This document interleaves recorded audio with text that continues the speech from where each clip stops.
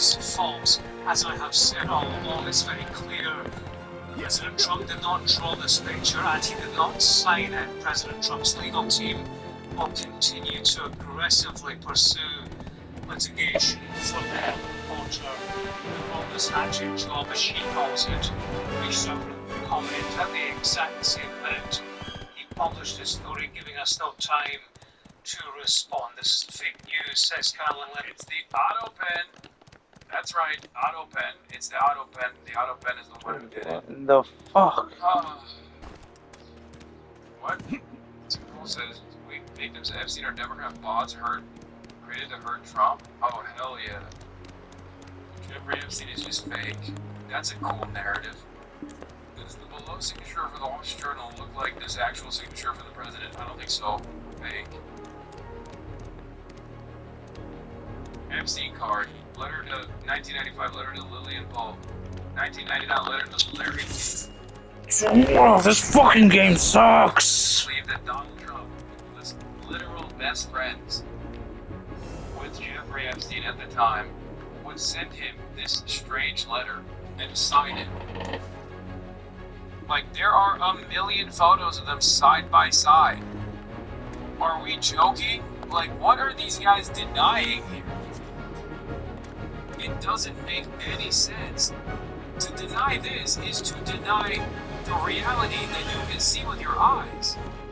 Like, the actual thing that you should be saying is, oh, it's embarrassing, but he didn't know he was a pedophile, and he stopped hanging out with Jeffrey Epstein after he found out. He sussed out the bad vibes, and he didn't hang out with them. Unlike Bill Clinton, you stupid libtard. You know? Like, that's what you're supposed to say. The counter, if we lived in, like, a normal universe where political discourse wasn't just like, I don't believe you. I don't believe my eyes either. I closed the mouth with my thumbs. Libtard. So I don't see these photos no more. Like, that narrative, the proper narrative, the proper counter-messaging campaign is supposed to be, Donald Trump knew Epstein was bad vibes. He stopped hanging out with him, and yet all these famous Democrats actually hung out with him after he was outed as a pedophile, right? That's what you're supposed to say if you're, like, even remotely competent as a Republican messenger. The problem is, you don't even need to be remotely competent anymore. You can just say, nope, don't believe you, it's fake news, and that's it.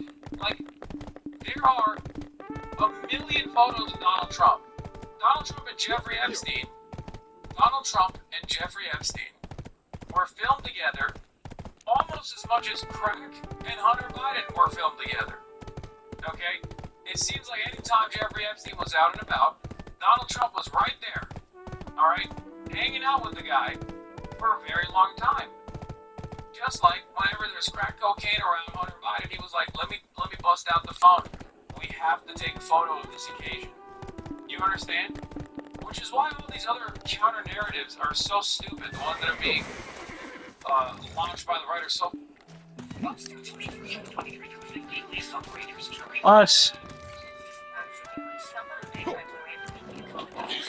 in no time. Pre-chopped ingredients, minimal cleanup, just a simple bake and enjoy. Keep the flavor. Ditch the subscription. By the writer, so stupid. Adam says, weirdly underrated how incriminating this is. Literally no plausible innocent explanation. What was the secret enigma they cryptically referred to over the picture of a naked woman? Interior decorating tips? Perhaps a pound cake recipe? Maybe they had a laugh playing Dungeons & Dragons and it was so funny it couldn't be put in letter form. Many possibilities. Yeah, the secret enigma that they cryptically refer to is diddling children. Not only doodling, but also diddling, okay? Enigma is an anagram for the word gammon. Oh, stop. Oh, you guys don't have to... You guys... It's not enough. It's not enough that he uses the word enigma. You have to do anagrams, man. Please, man. It's just stick to what's in front of you, okay? God damn. Holy moly, liberals are so crazy, bro. You have to look for a dog.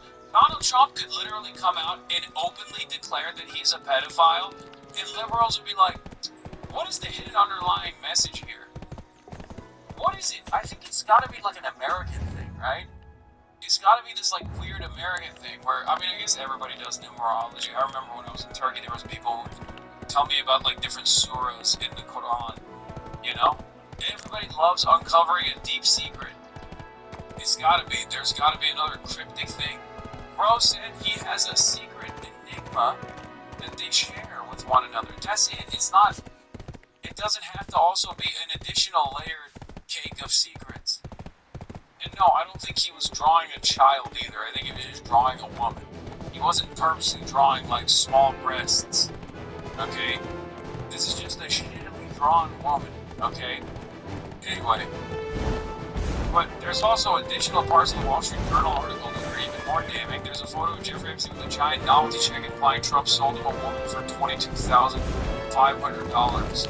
The Epstein estate also turned over another letter from the book that references Trump. It came from a businessman and longtime Mar-a-Lago member Joel Pescow, who made a crude joke about a woman that Trump and Epstein socialized with in the 1990s, according to people familiar with the matter. The Pascal letter included a photo of a poster board, size check for $22,500, which had been mocked up to appear that it was sent from Trump to Epstein. Beneath it, a handwritten caption said, "Jeffrey showing early talents with money plus women sells fully depreciated, redacted to Donald Trump for $22,500. The woman's name is redacted in the image. Pascal and his attorney didn't respond to a request for comment. A lawyer for the woman said she doesn't know Pascal and has no knowledge of the letter naming her, which the lawyer called disgusting and deeply disturbing pose. Trump was listed under the Friends section of the book's table of contents, along with Clinton and about 20 other associates, the journal reported. Trump and Epstein socialized in the 1990s in Palm Beach, Florida. Trump flew on Epstein's private jet, White Lotus show. Epstein was photographed multiple times at Trump's Mar-a-Lago estate. Jeffrey showing early talents with money plus women sells fully depreciated clean name to Donald Trump for $22,500. Showing early people skills too. What is this? Even though I handed the deal, I didn't get any of the money on the game or game of the gold. Yeah. I doubt this actually is proof that Epstein sold Trump anybody on it. Yeah, I doubt this is actually proof that Epstein sold Trump, but at the very least it shows that they at least knew what Epstein was doing and thought it was funny. Oh, even though I handled the deal, I didn't get any of the money or the girl. You found a typical clip. Let's go, fam. Let's freaking rose. Let's go. Alright, this for the majority report. We'll take a look at that in a second. You know. So, obviously, this doesn't look too good for Donald Trump. Now, not only does this not look too good for Donald Trump, but one of the other idiotic counter-narratives that was launched came from House Speaker Mike Johnson. I covered it immediately as soon as it came out. House Speaker Mike Johnson, representative Republican from Louisiana, came out with a hot statement that we had not heard before. One that I had joked about for years and years at this point, that Donald Trump was a white hat pedophile. Okay? Now it turns out that he's unironically how these dipshits thought they could get away from this conversation. Mike Johnson said, well, Donald Trump was an FBI informant trying to take down Jeffrey Epstein. Here he is.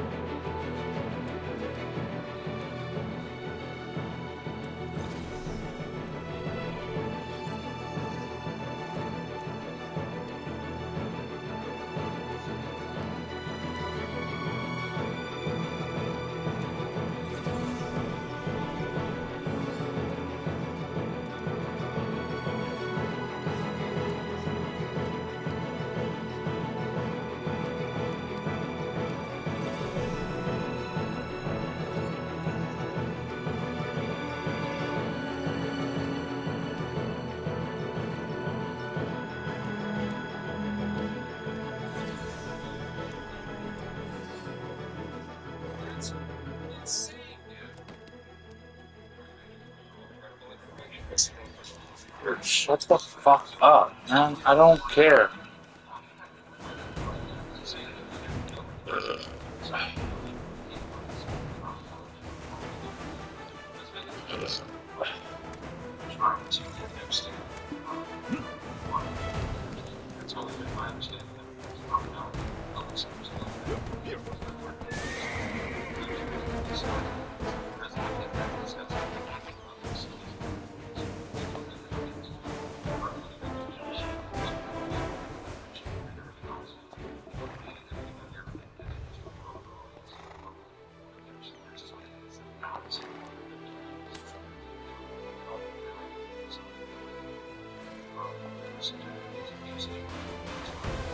Justice alone. Epstein wouldn't have it for long if the justice system failed his own for so long. That is why the House Oversight Committee is on this so aggressively and saw the latest developments. I think Chairman Comer and some other members are going down to Florida. They're going down to the Epstein estate to look at his law in the estate. By the way, none of this is encompassed in the discharge petition yet. This is what the Oversight Committee is tasked to do. This is what they are doing. I'm running on some action. There's members on both sides of the aisle. Here, we're going to find since they fully support it.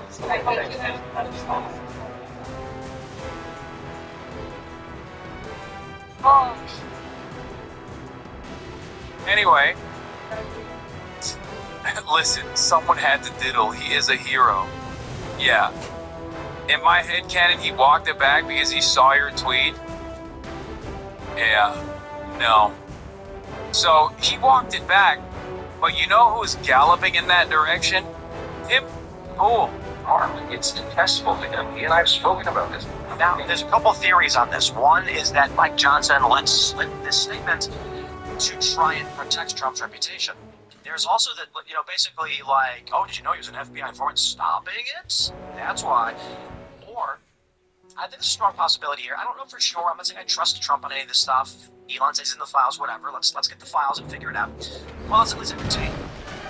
Speaker Mike Johnson maybe accidentally just slip up that Trump was an FBI informant. And the reason why Trump doesn't want the documents released is that they're going to show that Trump was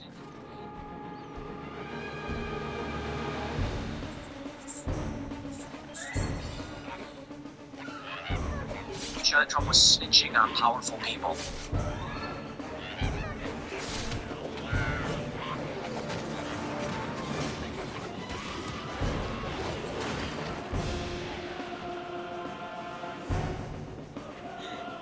Shit's awesome. Dude, these guys are so stupid. That's so awesome. Yeah, man, that's why. No, you got it. Yeah, Trump really would hate to look like a hero. He would hate to look like a hero in this Epstein story for sure. Okay? Yeah. Definitely. He would hate to take credit for Jeffrey Epstein's downfall. And prominent, wealthy, and privileged more things. Also, that guys, this is a snake. He's in a cat, and it's flag. And then they find out that I am snitching on a pedophile. Where is the... Wait, I want to see the original, though. I don't want... Don't disrespect this Uncle Sam here, but I don't want the interjection. I don't want the commentary. I want to see the OG. Do you guys have the OG? Because you sent me the majority of the one version, but I need to see it. I need to see the OG. I need to see Tim Pool without any cuts, or if there's cuts, I'm going to be pausing it. But if the documents show that Trump was working with law enforcement to stop this, it's not damaging Trump's reputation among his voters. It's damaging Trump's reputation among powerful elites he needs to do deals with. Oh, that's right, brother.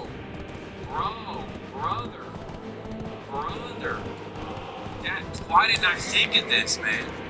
Why didn't I think of this? This is incredible. 236,000 views, by the way. People are so desperate for that Kobe event. Tim Pool's even doing better numbers than he did before for this one. Because if you look at his other videos, his videos are not doing good, okay? His videos are doing dog shit, okay? Chicago Mexican Festival canceled over ice raids on 20,000, 10,000. There has been a noticeable downturn for all of the OG right-wing content creators. I don't know if you guys noticed that or not. It feels like there is a finite amount of right-wing watchers out there, and they've all gravitated towards Asmongold. Okay?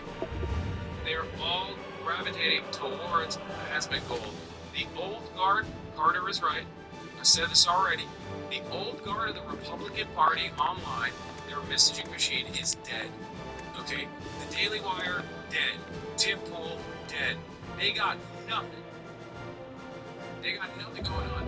We haven't watched any of their shit either.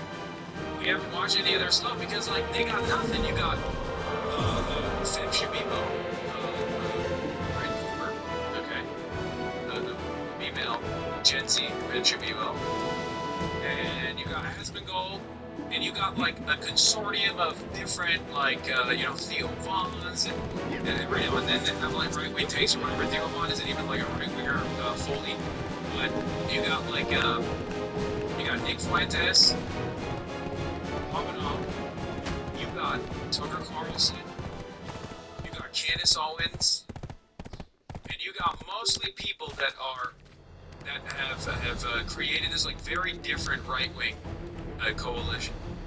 Maybe a little bit of Charlie Kirk too, as far as, like, the old guard. But it kind of feels like no one is touching the Asmongold raid on right-wing content. One thing I've noticed, with the exception of, like, Charlie Kirk and Asmongold, is that they're also very anti-Israel. Like, all of the independent right-wing content creators are openly anti-Israel. Some of them are also openly anti-Semitic, but every single one of them are openly anti-Israel. Even the independent audience is on the right demand anti-Israel content. So, like, everyone that refuses to do that on the right have been eating dicks and ass non-stop. Okay? Interesting stuff.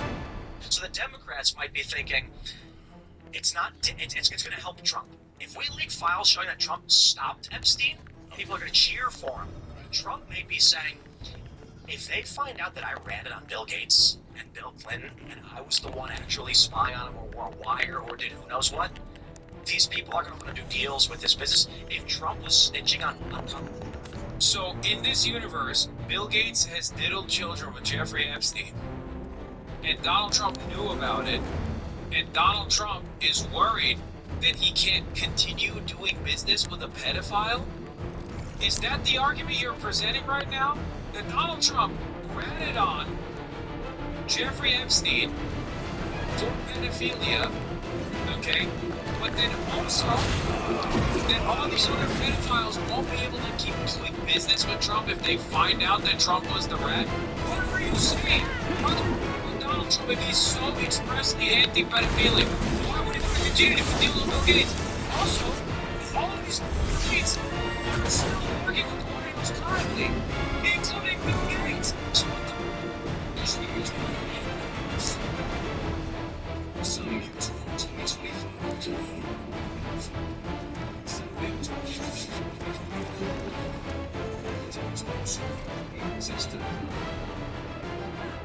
So what does that mean?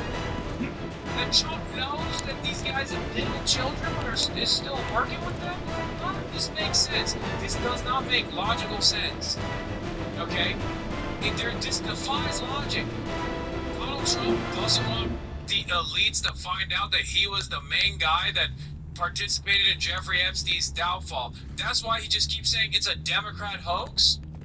That's why he keeps saying it's a Democrat hoax, that his name was inserted into the files by Barack Obama and Joe Biden and Hillary Clinton? Who the fuck watches this guy, man? Apparently nobody, except for this video. This video hit. It is the highest amount of views that Tim Pool's gotten in the last couple of months. Apparently this is the one video where people are like, alright, I'll tune in to see what Tim Pool has to say about this situation. I'm in world leaders. I'm not saying he did. I'm not not saying I believe that's the case, but it could be an explanation. Trump was a snitch. I'm going to put it this way. I'm going to paint Trump in the worst possible light in this regard. Trump only cared about himself. He only cared about his organization. When he heard about what Epstein was doing, he said this. Yes, they believe it. They're saying it's not snitching when it involves the safety and protection of children. Exposing pedos doesn't make you a snitch, it makes you a whistleblower and a hero. Anybody who calls someone a snitch who's trying to out-chop predators, they deserve the chair also. Epstein is on record saying he thought Trump was involved in taking him down. I love it when decades-old information hits the mainstream like this. It's frustratingly late, but I'm still grateful to finally come around to it. Like, yeah, these guys are unironically so delusional that they are willing to believe this completely insane narrative that the guy who was besties with Jeffrey Epstein, who has actively chosen to undermine the investigation, who's actively chosen not to release this information, is actually doing so because he's worried that people are going to call him a snitch. That is insane. It makes no sense. It makes no sense. The only way this makes sense in your mind is because you think Trump is infallible and you want to believe that he's on the right side on this. You cannot get yourself to believe that he was also involved with Jeffrey Epstein in a positive way. This exposure I don't need. And when the FBI came to him, I'm Epstein, and says, I'll do whatever you want, I'll help you out. They say, wear a wire, give us a list of names. What if Trump gave ledgers from his club to the FBI? What's going to happen to Mar-a-Lago when all the people who spend their 20 grand, well, it's like 200 grand or something, maybe I'm wrong, it's like 20 grand a year or something. What's going to happen when a bunch of these people find out that their names and private information were handed over to the feds as part of a criminal investigation into Epstein or into illicit activities? What if Trump was informing more than just Epstein? What if Trump was feeding the FBI information on tons of cases about prominent, powerful elites? That would be extremely bad for Trump's business and his dealings with powerful elites, so much so they'd be like, we can't release this stuff. It would destroy my family's business and my legacy.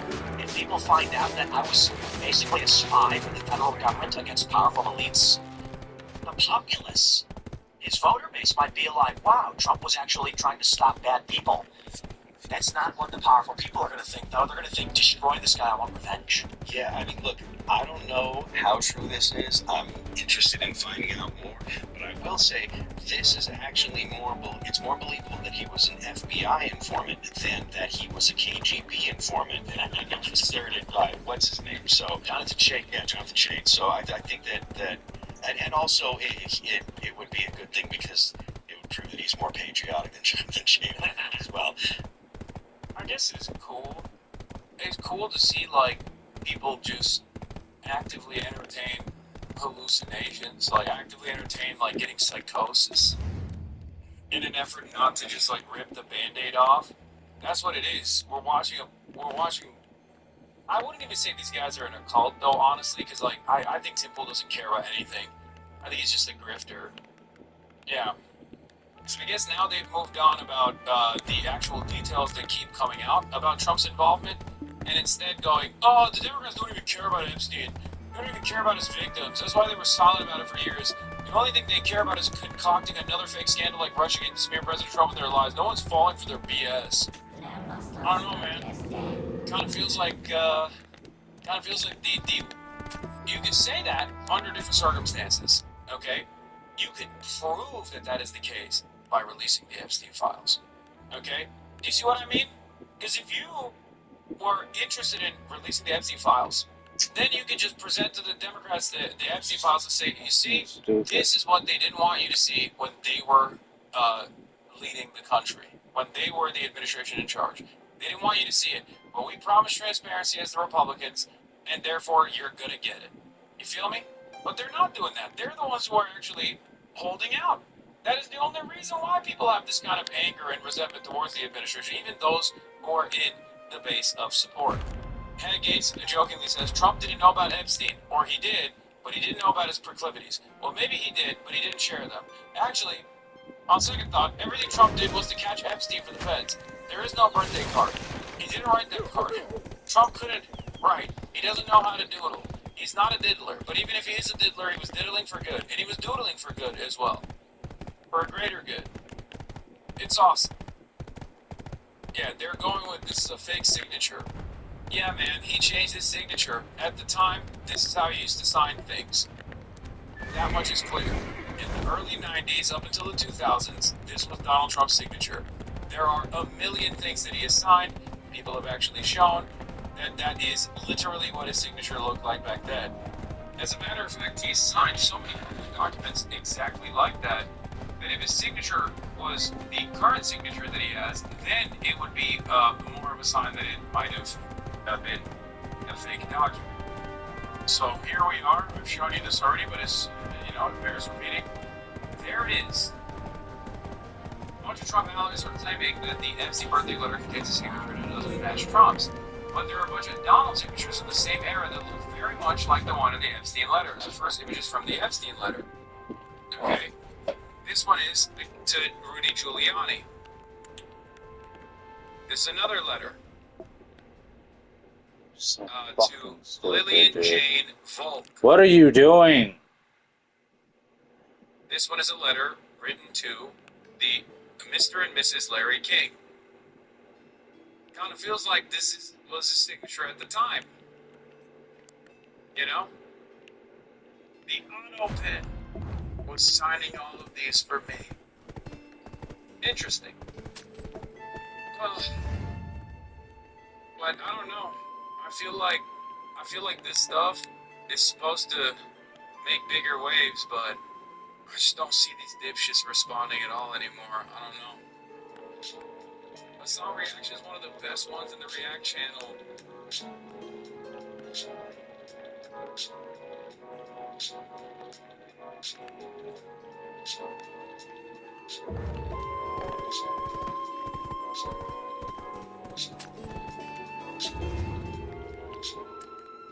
Ready to lose the head and let go of the hair? Sprays by him so you can regain your hair and your confidence. Our sprays are powered by clinical. Why are you so fucking stupid, dude? So you can get thicker, fuller hair in 4 to 6 months. Your treatment is 100% personalized to your hair goals. It comes at an affordable price and delivers for your budget, so you can step out with full confidence. Solve the hair growth treatment that works for you. Start today at Hims.com.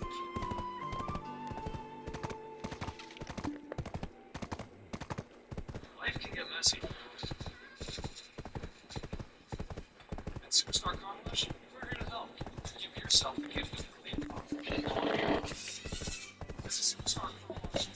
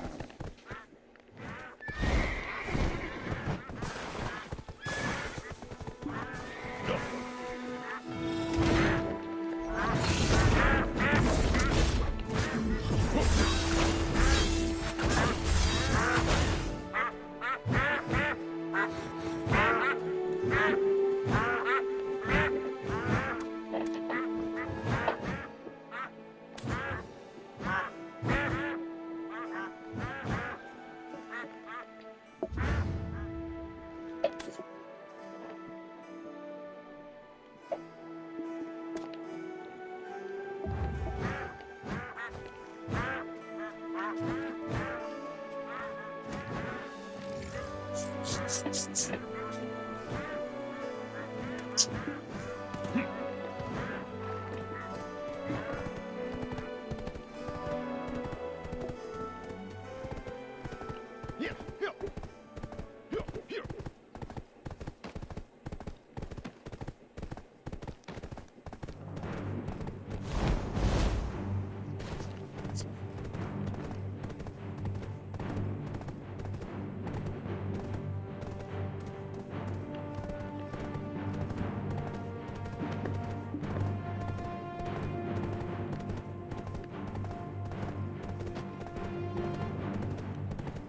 is so fucking slow.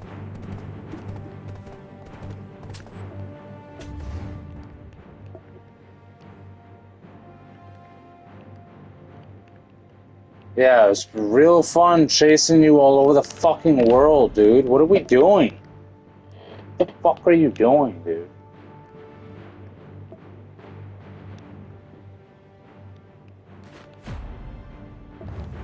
This is so fucking stupid.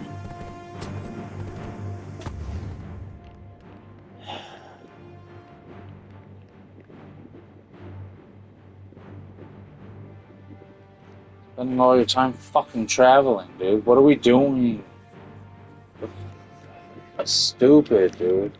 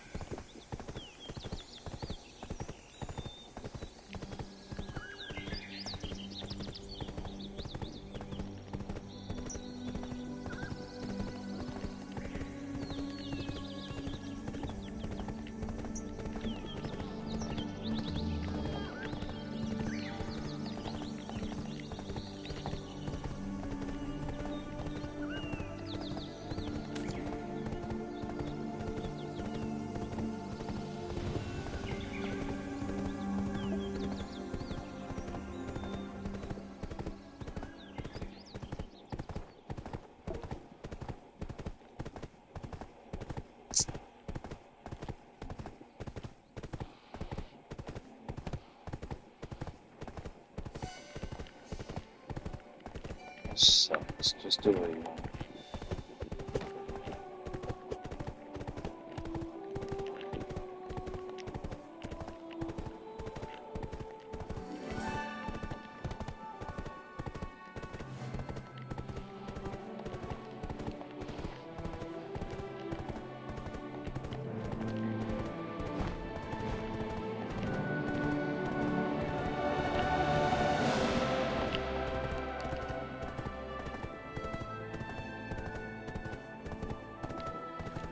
Fucking stupid, dude.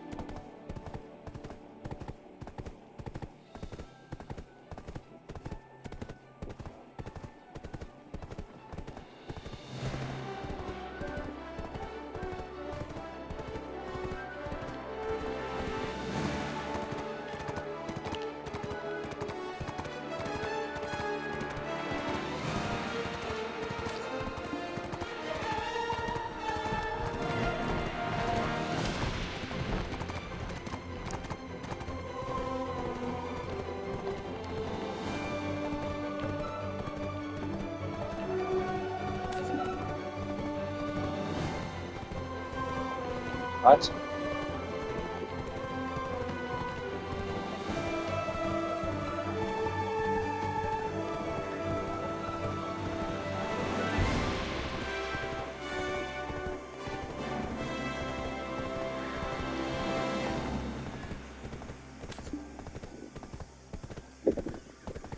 What are you talking?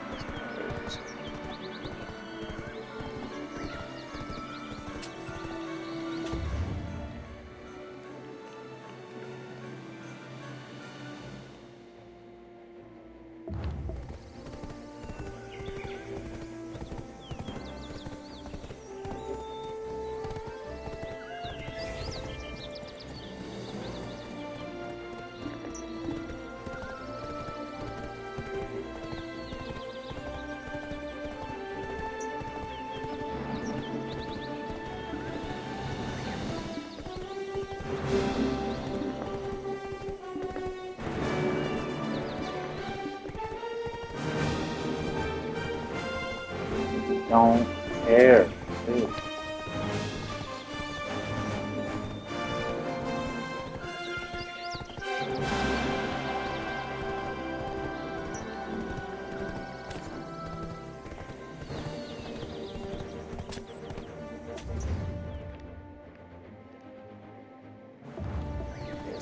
You.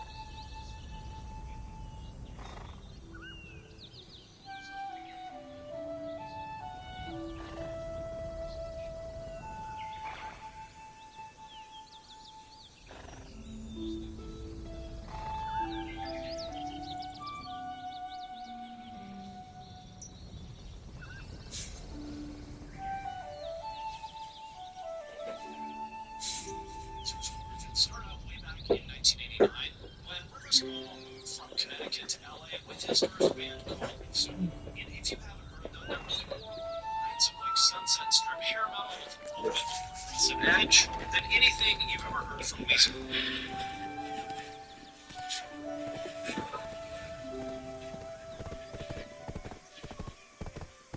But that band quickly broke up, and in the wake of that Rivers reinvented himself as less of a guitar shredder and more of a pop rock songwriter inspired by Pet Sounds era Beach Boys, the Beatles, and even mainstream pop like Madonna.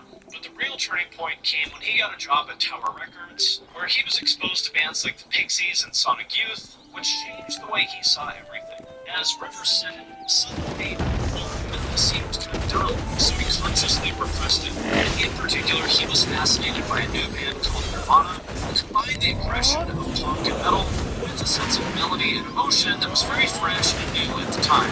As Rivers said about hearing their song Sliver, it's like, oh my god, this is so beautiful to me, and I identify with it so much. Hearing him sing about mom and dad, Grandpa Joe, these personal family issues, in a really heartbreaking, kind of innocent, childlike way, really straightforward chords in a major key, but then the distortion kicks in and he starts screaming, shit, that's what I want to do.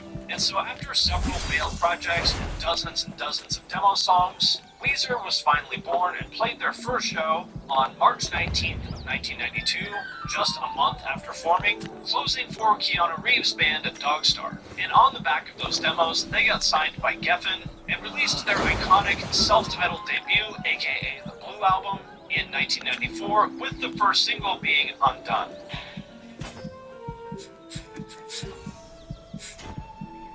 Hearing this on MTV's alternative rock show 120 Minutes when it came out, and it immediately caught my attention because although it did fit in with the sort of larger framework of alternative rock that was blowing up at the time, it just didn't sound like anything else. It was really catchy and pop like the Beach Boys or something, but also with this sort of gritty element of grunge or indie bands like Sonic Youth, and with this like really thick, sludgy production that almost gave it the heaviness and feel of a metal band. The song was an immediate hit on MTV and alternative radio, but their real breakthrough came with the song Buddy Holly that summer, with its Spike Jonze-directed music video that referenced the classic 70s sitcom Happy Days. The song hit the top 20 rock charts in several countries, it was all over MTV, and they had officially arrived as a breakthrough success, but not in the way that Rivers Cuomo would imagined. With a lot of people praising Weezer as being what they perceived as almost like a novelty or comedy band, which is the exact opposite of what he intended.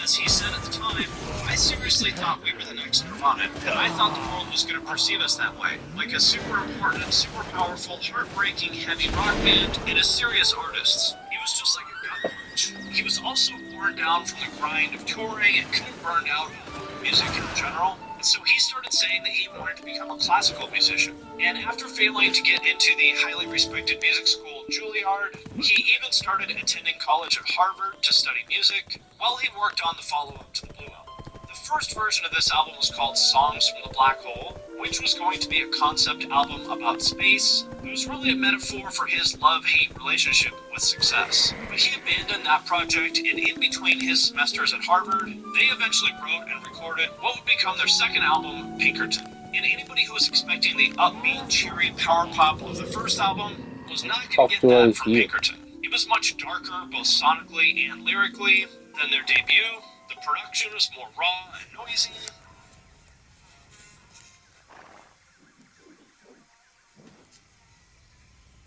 Reminds me a lot of what Nirvana did with In Utero, where they tried to really deliberately alienate a lot of the mainstream audience that had latched onto them by coming out with this really raw, difficult, dark album. And in this case, Weezer got what they wished for better or worse. Fans and critics were not kind to the album when it came out. They pointed to these somewhat creepy themes of El Scorcho, which is about Rivers sort of obsessing about this girl at Harvard, who he couldn't even get up the nerve to talk to, or Across the Sea, which is about his romantic feelings for this 18-year-old Japanese fan that wrote him a letter, or The Pink Triangle, which is about falling in love with a lesbian. Entertainment Weekly called it sloppy and raw and, quote, a collection of get-down party albums for agoraphobics. And Rolling Stones readers voted it the third worst album of the year. It really felt like they were taking everything that they had built with their first album and basically flushing it down the toilet. As Rivers said a couple years after the album came out, it's a hideous record. It was such a hugely painful mistake that happened in front of hundreds and thousands of people and continues to happen on a grander and grander scale and just won't go away. It's like getting really drunk at a party and spilling your guts in front of everyone and feeling incredibly great and cathartic about it, and then waking up the next morning and realizing what a complete fool you made of yourself. And so, in the wake of Pinkerton, Weezer went on hiatus. Rivers sank into a reclusive depression, locking himself up inside his house with his phone unplugged and even blacking out the windows. And in spite of all that, the band had sort of started working together again in fits and spurts during their hiatus, but they didn't fully return until 2000, when they came back to play the Fuji Rock Festival in Japan and Warped Tour in America. What they also didn't quite realize at the time is the sentiment of Pinkerton had also dramatically changed, largely thanks to their fans connecting on the internet. And the album that was initially flawed but hated by both fans and critics alike had sort of quietly become a fan favorite. It was cited as one of the most important albums in the emerging emo scene. And in 2001, they came back with their third album, another self-titled album, but usually known as The Green Album. And this album was really deliberately the anti-Pinkerton, going back to that Beach Boys-inspired power pop sound of the Blue Album, but even more polished. The years of club dinners I had done, they knew this product was going to work. It was just going to be a matter of how I was going to reach the wider audience. And 2000 has been a crucial part of this journey.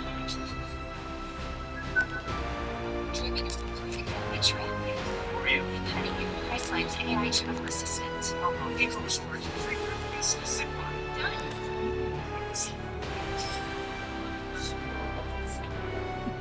More polished.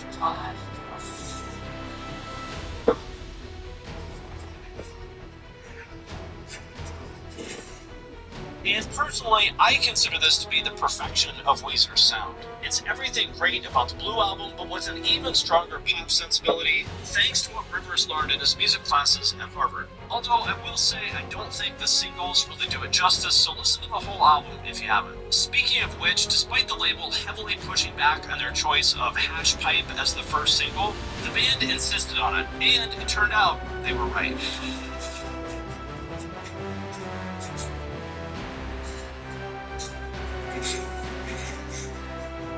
The song went to number 2 on the alternative charts and quickly became a hit on MTV's show TRL, which was easily the most important thing in pop culture at the time. They followed that up with Island in the Sun, which personally is not one of my favorite Weezer songs, but it's another huge hit. Actually their biggest international hit to date, and it was official. Weezer was back. Pinkerton somehow hadn't destroyed their career. They followed that up with Maladroit in 2002, which once again changed things up. This time kind of going for more of a guitar-driven, aggressive kind of approach that still sounds like Weezer, but really brings to mind classic 70s hard rock like Boston at times. And this might have been a surprise to some Weezer fans who only knew them for being the nerdy alternative emo band, but if you know Rivers' origins as a metalhead, then it makes complete sense. Do you remember what the first lick you learned that made you think, oh my god, I've got it, I'm a lead guitar player? Yeah, probably learning some of those eBay licks, Far Beyond the Sun,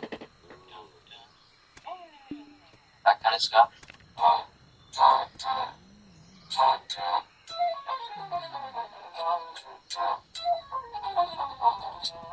Personally, it's not my favorite Weezer album because I prefer more of their power pop material, but I do think it's cool to hear Rivers go back to his metal roots a bit. And they followed that up with what would be their highest charting album ever, Make Believe. To me, the story behind the making of this album is really a great example of what makes Rivers who he is. In the 3 years that it took to create Make Believe, he wrote and demoed 377 songs, according to an interview he did in Rolling Stone. And not only that, but he kept meticulous records of every single one of those. You can actually go on their official wiki and see every single thing that they recorded during the sessions, and see detailed notes on almost all those songs. And just to sort of drive home how exceptional this is, the majority of bands show up at the studio with the songs kind of unfinished. They don't really know how to resolve them, and so a lot of the time spent in the studio is the producer just helping them finish finish the songs. But in the case of Weezer, Rivers already had enough songs written and demoed to fill literally a dozen albums. He also started keeping a binder that he called the Encyclopedia of Pop, where he wrote down his analysis on how many of his favorite artists approach songwriting. It was originally inspired by Kurt Cobain,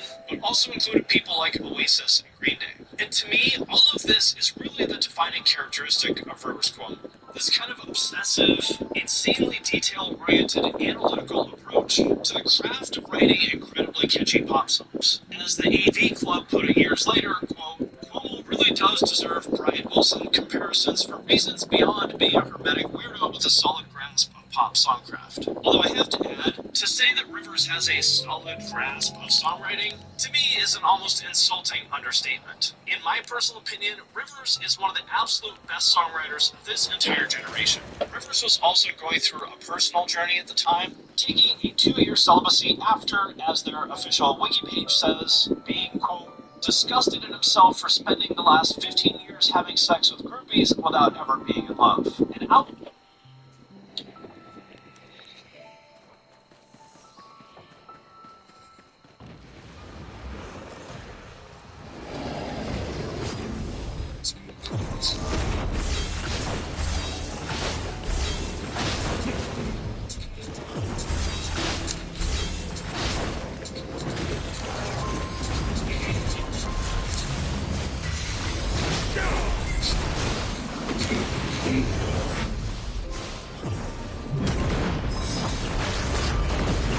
Are probably the biggest name in a relatively obscure genre known as power metal, which, if you're not familiar, is bands that look and sound basically like they're straight out of Dungeons and Dragons, and sing about elves and magic spells, while they're wearing leather armor and carrying a sword around. It's a tiny, almost exclusively European genre that it's essentially unknown in America, and yet there's one power metal band that stands out from all the rest that somehow managed to break through, and that is Dragon Force.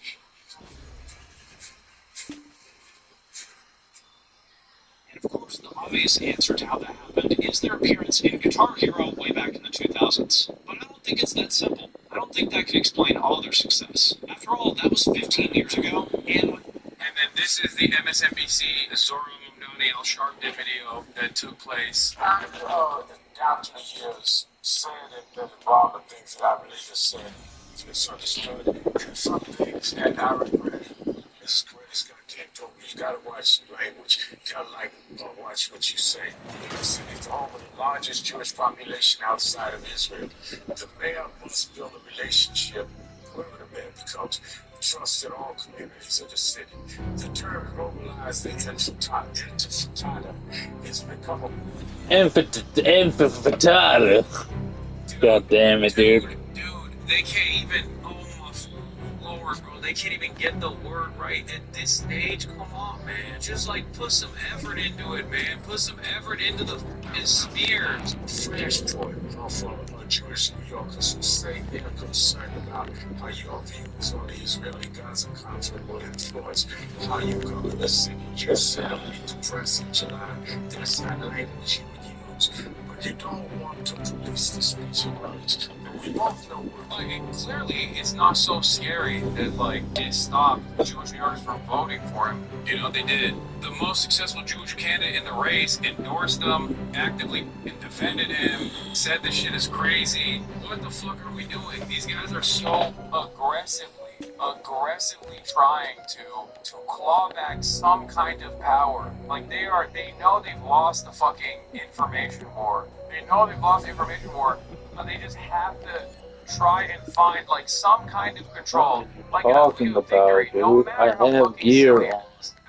That's what they're trying to do here. They're like, oh, well, maybe we can get him to apologize for this, and then we can claw it back piece by piece. Because next is going to be from the river to the sea. I am wearing gear. That's what it is. I said this before. I tweeted about it. Someone can pull out that tweet. The moment that you concede on this framing, which is that false framing to begin with, the moment that they move on to the next thing, then they go, well, why did it take you so long? Why did it take you so long to condemn it? Why are you condemning it?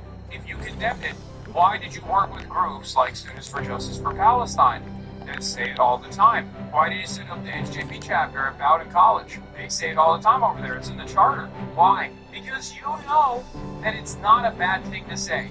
You and I both know it's not a fucked up thing to say at all. You're just capitulating to racist fears, okay? That's it. So I always say it's better to be honest. Just say the truth. It's matter. The Department of Defense means something different than the Department of War. I've experienced just throughout my own civil rights career, and I've had to correct myself to deal with what people receive may not be what I meant. The words have consequences, and sometimes He has taken the long road to just get him to concede that, like, you know, maybe sometimes words are misunderstood. I despise the media circus environment that compels every journalist to ask the same question at every other journal. Does anyone have the OG, the tweet that I was looking at? I know exactly what tweet you mean. Look at this fucking guy. Look at Jojanite. Classic Jojanite. Look, look, look. I know exactly what tweet you mean, but I won't link it because you always ignore my links.